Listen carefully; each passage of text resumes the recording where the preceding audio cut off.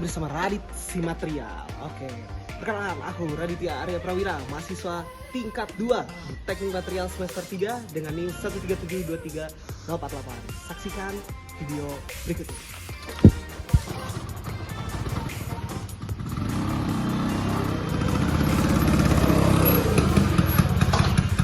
Hari ini kita akan membahas tentang teknik material.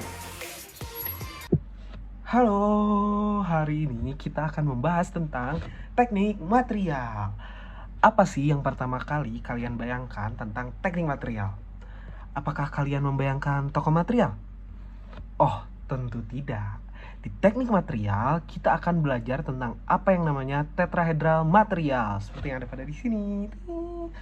Nah, di tetrahedral material ini, yang pertama itu ada yang namanya struktur. Struktur ini belajar tentang bagaimana atom atau molekul itu tersusun dalam material. Strukturnya itu bisa seperti kristalin, amorf, atau komposit. Dan ini mempengaruhi kekuatan dan kestabilan suatu material. Lalu yang kedua, itu ada sifat. Sifat material ini mencakup kekerasan, konduktivitas listrik, ketahanan terhadap panas, dan reaktivitas kimia. Misalnya, ada baja itu kuat, dan tembaga itu bagus untuk menghantarkan listrik. Lalu yang ketiga, itu ada performa. Performa mengacu pada seberapa baik suatu material bekerja dalam kondisi tertentu. Apakah material tahan lama? Apakah efisien dalam penggunaan energinya? Ini semua merupakan faktor dari performa. Lalu yang terakhir, itu ada proses. Proses adalah bagaimana material diproduksi dan diolah sebagai seperti percetakan, pengecoran, atau perlakuan panas. Proses ini bisa mengubah struktur atau sifat material sehingga mempengaruhi pada performanya. Dan keempat hal yang tadi aku sebutin itu akan berpengaruh pada karakteristik daripada material tersebut. Nah, selain itu, di teknik material juga, material sendiri itu dibagi ke 4 kelompok besar. Yaitu yang pertama, ada logam. Logam memiliki sifat konduktif, baik untuk panas maupun listrik, serta kekuatan dan keuletan yang tinggi. Yang kedua, itu ada komposit. Komposit adalah material gabungan dari 2 atau lebih bahan berbeda untuk memaksimalkan kelebihannya masing-masing.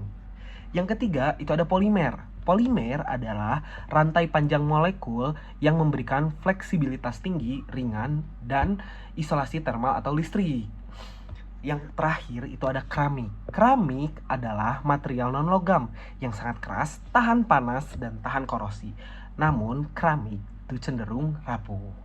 Nah, di teknik material ini ada prospek kerjanya. Prospek kerja di teknik material bukan menjadi pemilik toko material, tetapi di sini kita bisa ditempatkan di industri maupun research and development.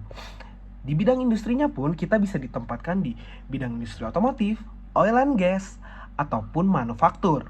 Nah, selain itu kita juga bisa merekayasa material-material unik seperti material hidrofobik dengan permukaan yang sangat licin terhadap air sehingga tidak akan menyerap air. Bayangkan, baju tidak menyerap air. Selain itu, di teknik material kita belajar tentang analisis kegagalan, di mana kita bisa tahu penyebab kecelakaan yang terjadi 50 tahun ke belakang hanya dengan meneliti material tersebut.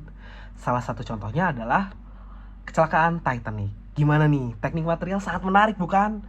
Oke, kalau begitu aku tunggu kalian semua di teknik material. Sampai jumpa!